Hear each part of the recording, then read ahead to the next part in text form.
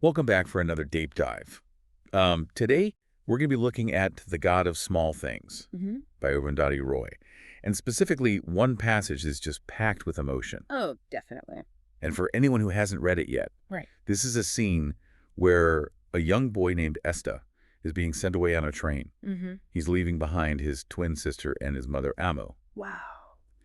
And even though Roy doesn't explicitly say it out loud, Okay. the reader can just feel that this separation, it's meant to be permanent. Yeah, you get that sense of finality. It's just heartbreaking. Absolutely. It's one of those scenes that just stays with you. Yeah. And for me, Yeah. what's so striking is how Roy uses these really vivid sensory details. Oh, yeah. It's like she's painting Estha's experience for us, you know? I was so drawn to that, too. Like, every little thing is so specific. Right. The green color scheme of the train. Yes. A fellow passenger offering him ladus. Mm-hmm. Even those instructions to pull the chain if he needs to stop the train. Yeah. That's like this really rich sensory experience. And yet, in the middle of all those details, Estha himself feels so isolated. Right. I think that contrast between the external world and his internal turmoil, that's what really gives the scene its emotional power. Yeah, like he's physically surrounded by all these people and sights and sounds, but he's completely lost in his own little world. Exactly. He's already disappearing in a way, even though he's still right there in front of Emu. Speaking of Emu,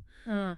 her farewell to Estha is just brutal. Oh, so hard to read. She's trying to be strong for him, making promises about a future reunion, Mm-hmm. but you can just sense this deep sorrow that she's trying to hide. What I find fascinating is that Roy doesn't just tell us Amu is sad. Right. She shows us through these incredibly subtle details. Yeah, like how? Well, there's this one moment where Amu cleans the dirt from under Estha's fingernails. Mm, It seems like such a small gesture, yeah. but it speaks volumes about her love, her desperation to hold on to him even as he's being pulled away. It's those tiny moments, those small but loaded gestures. That really gets me as a reader. Yeah. They make the characters feel so real, so human. Definitely. But the scene isn't just about unspoken emotions. There's also this really powerful exchange between Estha and Amo Yes. about when she'll come back for him. And that's where the weight of words, particularly from a child's perspective, becomes so important. Yep. Estha uses the word never. Huh. And it has these unintended consequences. Right. You have to remember he's just a little boy trying to express this fear of the unknown. Yeah, this separation that probably feels like forever to him. Exactly. But that word never takes on a life of its own in that moment. It does. It's like a self-fulfilling prophecy, Right. foreshadowing this long separation that's about to happen. And it really makes you think about how careful we need to be with our words, especially with children.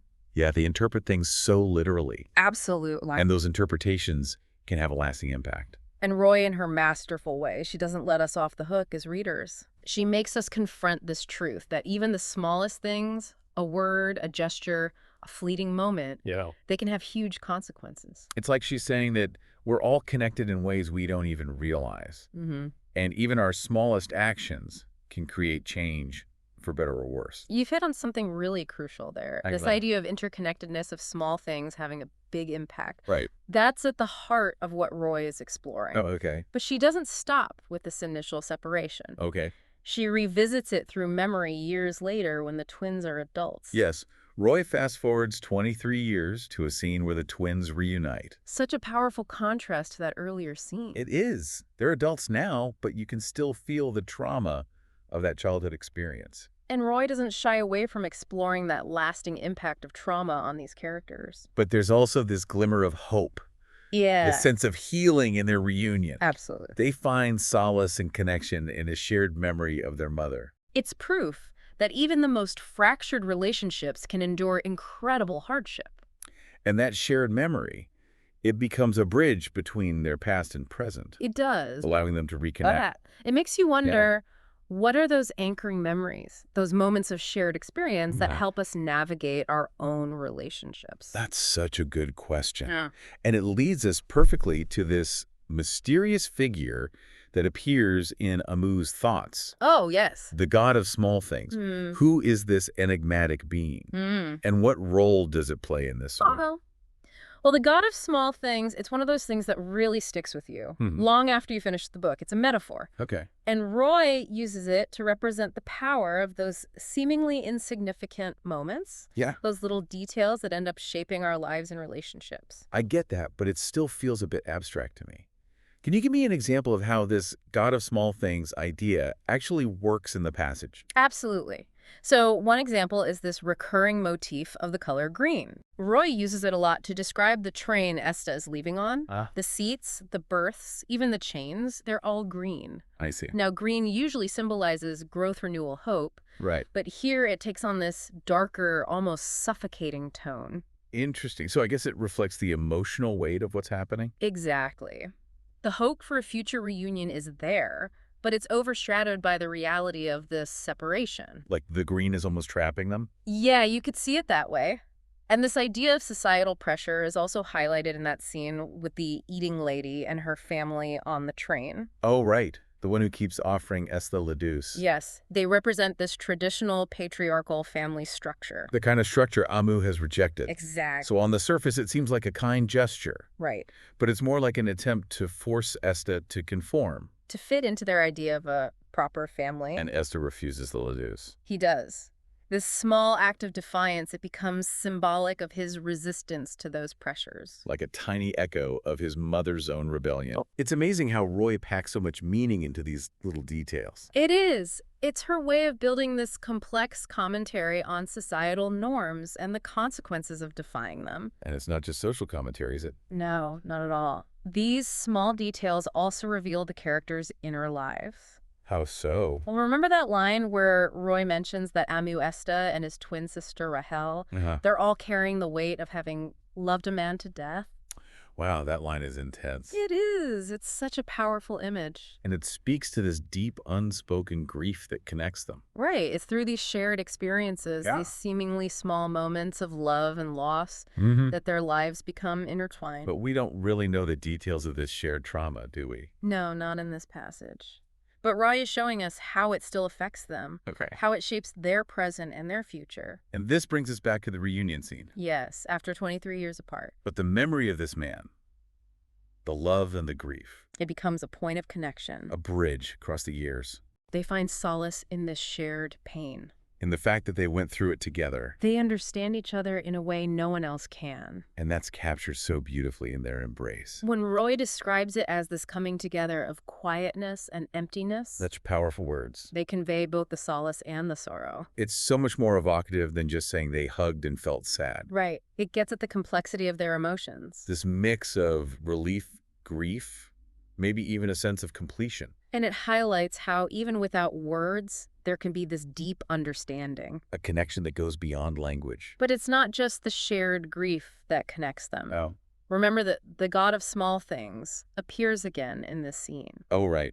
But this time it's not in Amu's thoughts. No, this time it's through the abandoned factory where they meet, Okay. with its lonely drummer and its gauze door slamming Ah. and cobwebs sealing old pickle vats. I love how she uses setting to reflect the characters' inner lives. It becomes an integral part of their emotional landscape. And then there's that image of the small heap of congealed white dust. Yes, the bone dust from a barno, long dead, pickled owl.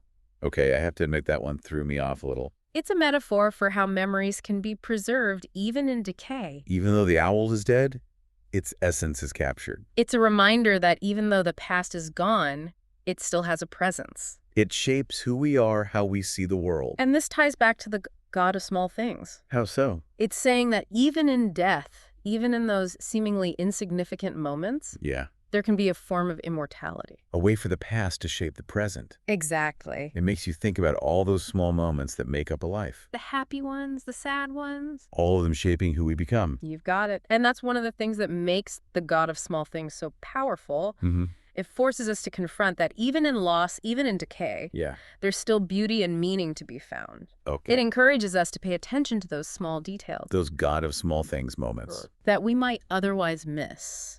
Because it's often in those moments Yeah. that we find the deepest truths about ourselves and the world. It's like she's inviting us to figure things out for ourselves. You know? Yeah, to make our own connection. It's so much more rewarding as a reader. Absolutely. when you feel like you're discovering the layers of meaning yourself. It really makes you an active participant in the story. And this brings us to another interesting aspect of the passage. What's that? The way Roy blends the personal and the political. Right. It's not just a story about a family. It's also a commentary on society. Can you say more about that? Well, think about how she portrays the eating lady and her family. Okay. They represent those traditional patriarchal values. The ones Amu is rebelling against. Exactly. Their insistence on following the rules. It's the opposite of Amu's choices. And remember Estha's refusal of the ladus. Right. It's like a mini rebellion. Mirroring his mother's own defiance. It's a tiny detail, but it speaks volumes. It shows that tension between individual freedom and societal expectations. And that tension exists everywhere, you know. It does. It's a universal theme. Our choices are always influenced by the world around us. Absolutely. And Roy captures that so brilliantly. Okay, so we've talked about the separation, the reunion, the God of small things. Mm-hmm. But before we go, I want to touch on the ending of the passage, Okay. where Roy writes, "It took the twins years to understand Amu's part in what had happened." That's such a loaded line. What do you make of it? Well, it speaks to how complicated family relationships can be. As children, the twins couldn't understand why Amu sent Estha away. Right.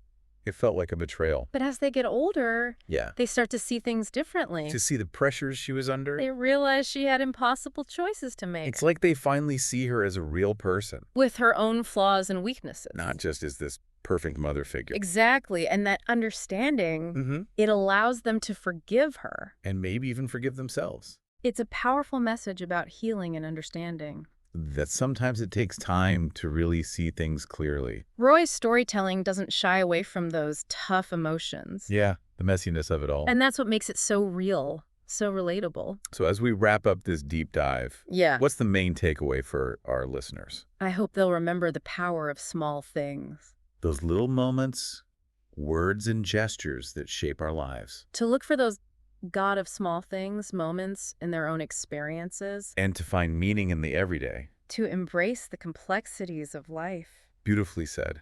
And for our listeners who want to explore these themes further, Yes. I highly recommend reading The God of Small Things. It's a novel that will stay with you. And one that rewards multiple readings. Definitely.